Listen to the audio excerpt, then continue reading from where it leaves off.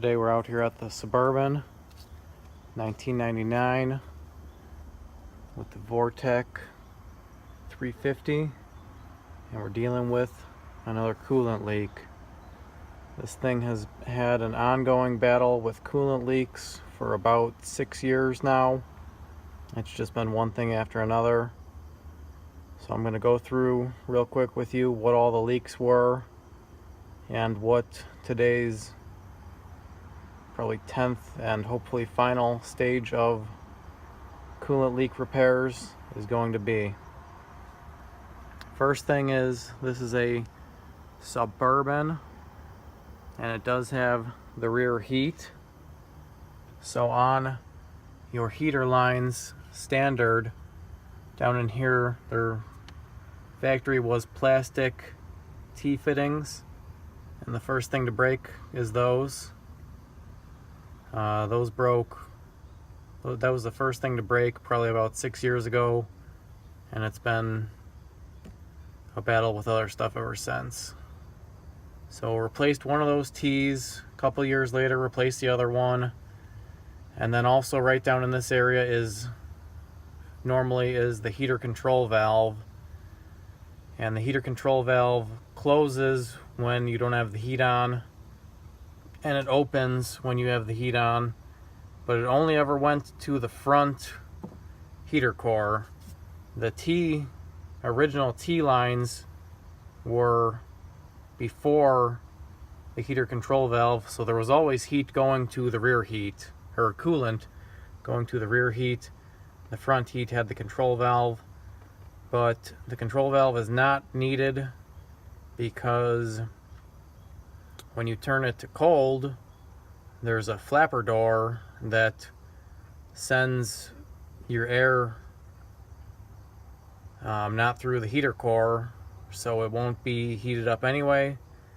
So my recommendation, get rid of the heater control valve, and you can see what I've done here. I've made some custom T-fittings out of brass to get rid of the plastic ones to go to the rear heat.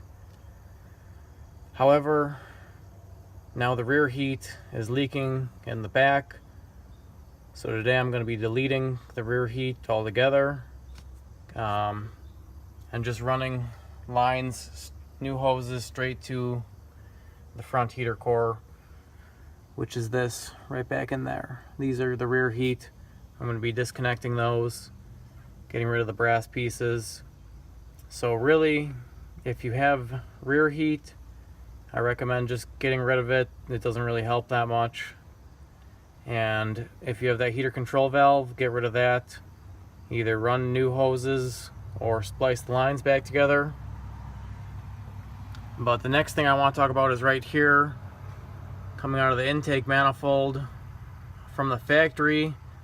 This brass piece was like some sort of aluminum or something, and it goes to a quick connect like push-on fitting, and the quick connect push-on fitting failed. The seal to it failed, so it had a slow leak. It wasn't catastrophic, but what ended up happening was a slow leak for a long time. It was a hard one to find because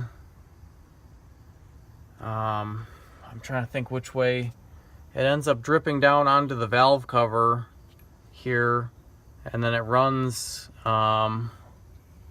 it sort of runs down from there and drips somewhere underneath down in there. So that one was sort of a tricky one to find, but the solution is get rid of that plastic piece, and then you got to get a big socket, put it on there, and you can remove the aluminum piece. Mine came out.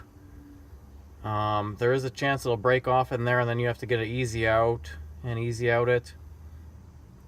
And then I believe it's a 3/4 inch pipe thread going into the manifold, and then you want a 3/4 inch barb. I couldn't find anything 3/4 inch pipe thread to 3/4 inch barb. So what this has ended up being is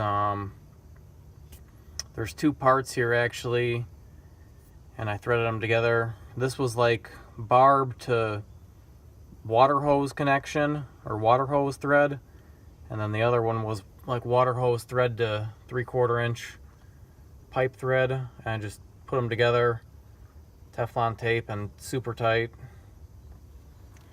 Anyway, then you can cut your factory hose and get your factory hose to fit onto there once you cut off the quick connect, and then you shouldn't have leaks there. You can also have leaks coming from your water pump. At that point, just change the water pump. That's not too hard. Anyway, today I'm going to be getting rid of all of this and just running a hose from here to the heater core, and then from this line off the water pump also down to the heater core, and deleting the rear heat. Heater control valve has already been deleted. You just pull that out and splice the lines together, and then I think right here there's a vacuum line to the heater control valve.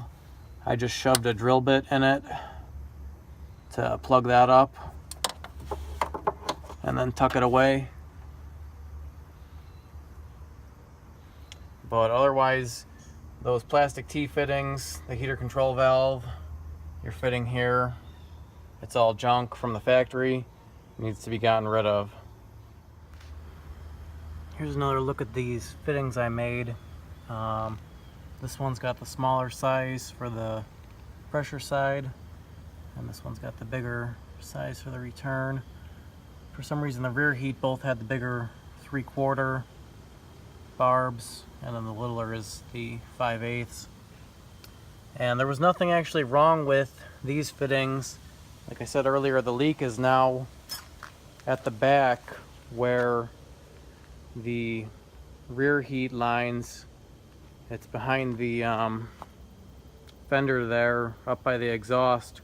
Those have more of the push-on fittings or whatever, and they're leaking back there.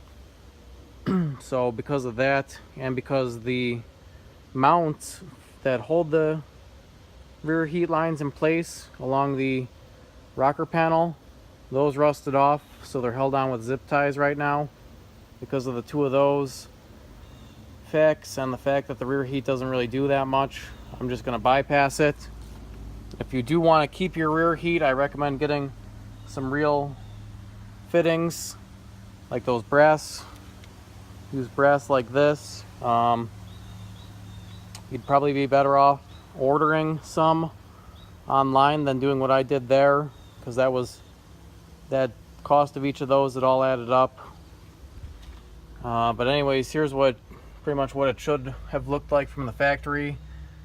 You just have your two lines there. You can see the disconnected ones, that's for the rear. I'll pull those off later. And then they just run. One of them runs over here to the manifold where I've got a correct fitting, not some kind of bullshit. And then the other one runs here. Got a hard line going over to the water pump with no bullshit fittings. It's proper hose and clamps. And it is okay to use those springy clamps. I know a lot of people don't like them, but they do actually work all right. They're a little bit tricky to maneuver. I've had good luck with these channel locks, but they do work okay, and they do keep like a spring tension on the piece, on the hose, rather than a regular hose clamp. You just kind of tighten it and hope for the best. These actually keep tension and are sort of designed for a specific tension. You don't have to worry about how tight they are like with a hose clamp. But anyways, this is pretty much done now, and cross my fingers, that will be it for coolant leaks on this truck. I should have done this quite a while ago.